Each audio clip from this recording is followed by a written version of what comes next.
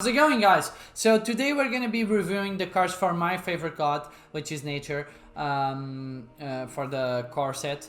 If you guys haven't been watching the core card review videos, make sure you do, and answer the question in the description to participate in the mega giveaway. Thanks to Nightlight that donated like a Tiet, a priest board, and a disciple board. Those are going to be rewarded at the end of the core card review videos. So anyways, guys, let's jump right in, and the first card is actually a pretty good card. This is a 4-star card because it's the only nature card that has a targeted damage. So it deals X damage to an enemy creature, so you can choose which creature, but then the X damage, that's the random part, where it's equal to a random creature, the strength of a random creature you control. But still, it's a targeted removal, and it's it's the only card that nature has to be able to deal damage specific to a specific creature. So this is definitely a 4 stars.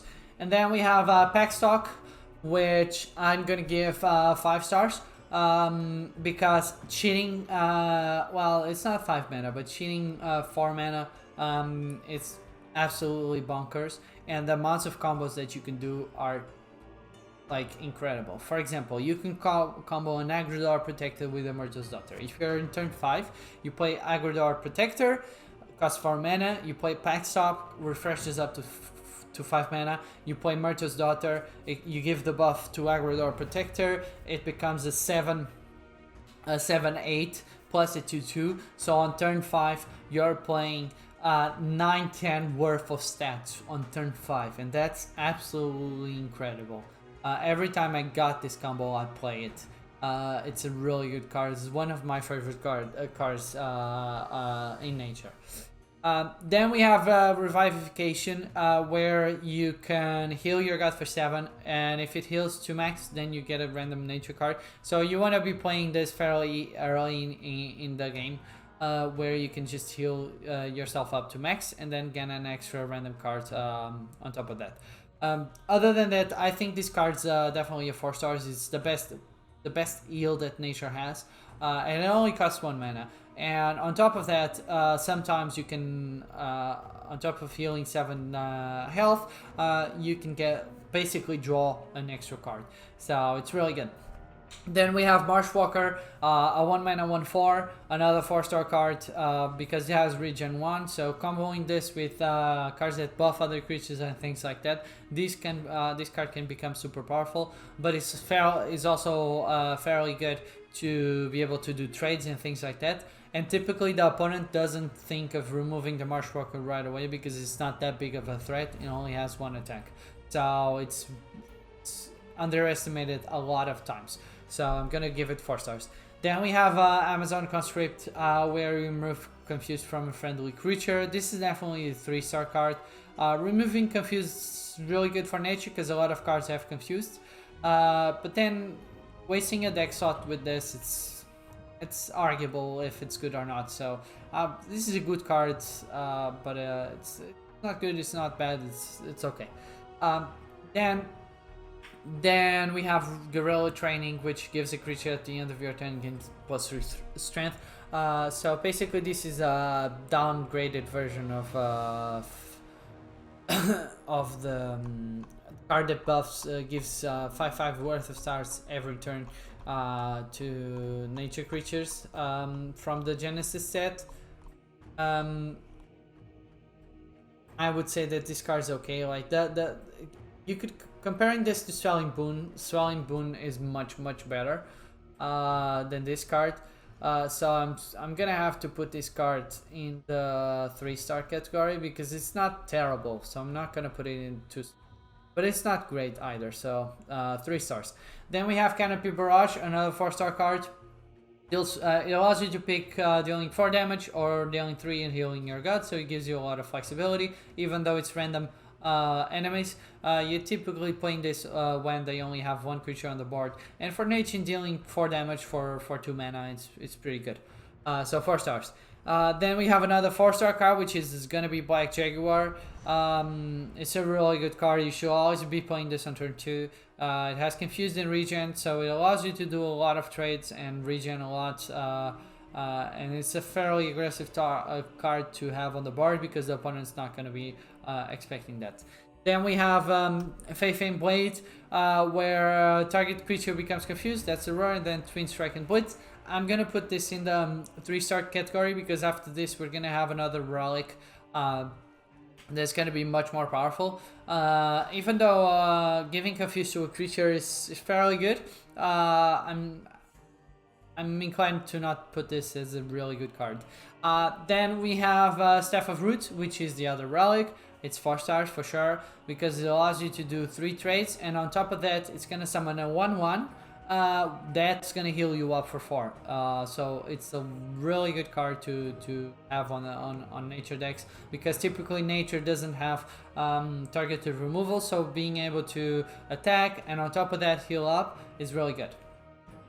Then we have Lightning Strike, another 4-star card where it deals 8 damage to a random enemy creature and give it burn +2. So basically this deals with most of the creatures in the game for 3 mana. If they're the only thing on the board, you can combo this with other cards like Wildfire and things like that to be able to deal with creatures that have ward. But this is a really powerful card to have in nature decks to be able to deal with opponents' big threats.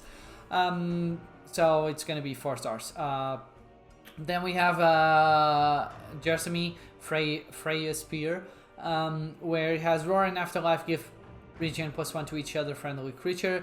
I want this card to be really good, but typically it's only played in very specific scenarios where you have a lot of creatures on the board, they need a lot of health. So I'm gonna put this card in the 3 stars because it's still a good card to be played.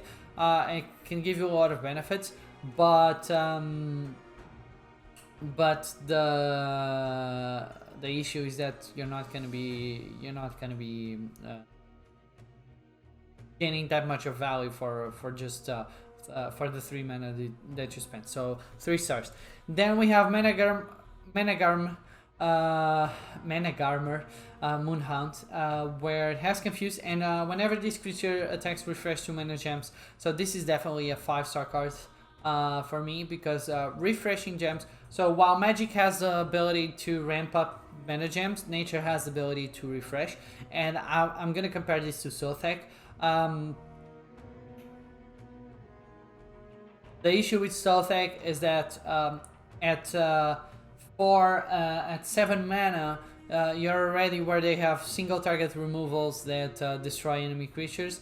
While at 3 mana, if you use this with a bag of tricks or something like that, then it might be interesting for the opponent not to have an answer, and then this card becomes super good because it only needs to attack once and it becomes a 1 mana for 3, which is already really good. So I'm gonna put this into the 5 stars. Then we have Wildfire, which is gonna be a 3-star card. It's a fairly bad board clear, but it's the only one that Nature has together with the Hunt. But I'm still gonna put this in the 3-star category because it only deals 2 damage, and dealing 2 damage typically doesn't help you a lot. Then we have Bladefly, which summons 2 other Bladeflies. This is 6/3 worth of stats for 4 mana. I would argue that this is okay in terms of stat line. It might be interesting to do combos that buff creatures and things like that. Like for example Rebel Quartermaster, but then other than that it's still a 3-star card because it's not that great. Then we have Neophyte Prior, which is a 4 mana 3/4, which is an okay stat line, but it also has regen 1 and it removes 4 durability from your opponent's relic. I'm saying this card is definitely a 4-star card because it depends on how the meta goes, but as more and more relic cards become available and there's really good relic cards coming out, for example in the next expansion, the Trial of the Gods, this card is going to become much more powerful, and it's going to pretty much be run in every nature deck. That's my prediction. Then, so it's 4 stars for sure. Then we have Overgrown Rhino, a 4 mana 5/5 Confused, another 4-star card. it's a fairly good card to be playing on turn 4 or turn 3 with a bag of tricks, because 5/5 worth of stats is really hard for them to deal with that on turn 4 or turn 3. So it's going to be a really good presence on the board and a really good threat. Then we have Firewine, which gives all your creatures +2 strength and overkill until the end of the turn. Another 4-star card, where if you have a lot of creatures, then this is gonna be a good finisher type of card to be able to end opponents super quickly. And also gives overkill, so some cards that if you have a really big card that gains it to attack but already has a really high attack, then you're killing one creature and dealing with everything else, for example. Then we have Harmonian Onsite, which for me is another 4-star card that gives each friendly Amazon +3/+3 and Twin Strike, even though it's a lot of mana to be spending for not that huge of a benefit. You're getting 9/9 worth of stats if you have 3 Amazons, but typically you can only play this with 2 Amazons, so I'm just arguing that it's still good enough, because you're paying 5 mana for 6/6 worth of stats and giving Twin Strike to your card, so it's really good. If you have 3 Amazons, then this is a no-brainer, you should be playing it. So 4 stars for sure. Then we have the Hunt, which is another 4-star card. It's the only really good type of board clear that nature has, because it deals 6 damage randomly split amongst all enemy creatures, and typically you want to be playing this where there's 2 creatures on the board, and typically 2 or 3 creatures together, their health totals equal 6, or if you do a couple of traits, then you can just kill everything, and it can become super good. Then we have Warden Minotaur, which is another 4-star card in my opinion, because it heals your god for 7. It has a good stat line, it heals for 7, and if it completely heals, it gives a random nature card. So basically this is a 5/5, 5 mana 5/5, and you get a Revivification for free when this card dies. So 4 stars for sure. Then we have Taming Treant, which for me is another 4-star card. It's not better because it doesn't have a better stat pool. If it was 5 or 6 health, then it would be much better. I would argue that this should be a 5 mana 2/6, for example. At the end of your turn, add a random nature card to your hand. So this, if it's left alone, it can become super powerful and give you a lot of possibility, a lot of options, and basically you're drawing an extra card every end of your turn. So it's a really good card, 4 stars for sure. Another 4-star cards, Polize Roots, Obliterate 4 random cards in your void. It has 4 random cards to your hand and heals your god for 6. So I would compare this to Rune Viper Tincture, where it costs 5 mana and it only draws you 3 cards. This draws you 4 cards. It obliterates cards in your void, which works well with Forage, with the Forage God Power, for example, and it also heals. So it's pretty good. You're only going to be playing this if you have a tempo advantage. But even then, sometimes with nature, the issue is that you're putting a lot of stuff on the board, so you need to have a lot of cards coming to your hand. And since nature doesn't have draw mechanics, it only has like give you random cards to your hand. This is one of the best cards you can play with it. So 4 stars. Then another 4 stars. This is only like nature has like the best creatures, so everything's 4 stars for me, basically. Then the next creature is gonna be the next card, which is the creature is gonna be the Green Giant, a 6 mana 6/8 confused overkill. It's a really good threat to put on the board on turn 6, because you can use the bag of tricks and play this on well, you can play this on turn 6. Typically you would only play it on turn 7 because of the 6 mana, the exponential mana curve.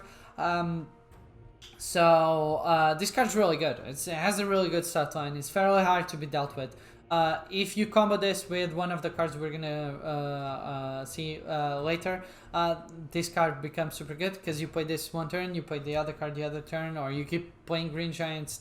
They're gonna have a hard time dealing with things that have 8 mana, 8 health, and only cost 6 mana. So it's really good. 4 stars. Then we have Elephant Mount, a 7 mana 6/6 that buffs every other creature. If you're running an aggro type of deck or a zoo type of deck where you have a lot of creatures on the board, or if you're running with the God Power, the Animal Bond, then this card becomes super good because you can buff a lot of creatures, and typically you would get 3 or 4 mana worth of stats extra on top of this. So I would argue that this is a 4, and this is a 3 or a 4 mana 6/6, which is pretty good.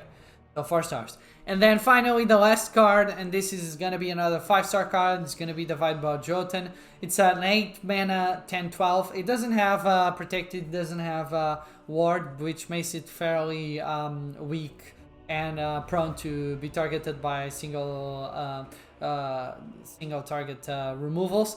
But it has a huge impact on the board on the turn it's played. First of all, it deals 3 damage to everything, so it's, again, together with the hunt, one of the only few viable ways that nature has to be doing a board clear. But on top of that, it has overkill. So, and with a huge stat line, you're gonna be able to kill a lot of creatures and just wipe their board every turn consistently. So it's a really good card. When this card is played, if the opponent doesn't have an answer to this, they're totally screwed and they basically lost the game. So that's it. We end on an high note. I really like Vinebound Jotun, by the way. I'm always expecting people are gonna play it on turn 8. Oh no, 8 mana. So that's it. Make sure you answer the question in the description down below and smash that like button, please. That helps out the channel a lot. And don't forget that we have a mega giveaway running during this core card review. At the end of this core card review, we're gonna announce the winners. So make sure you answer every question of the card review correctly to have the most amount of chances to win. Anyways, guys, see you guys next time. Peace out. Bye bye.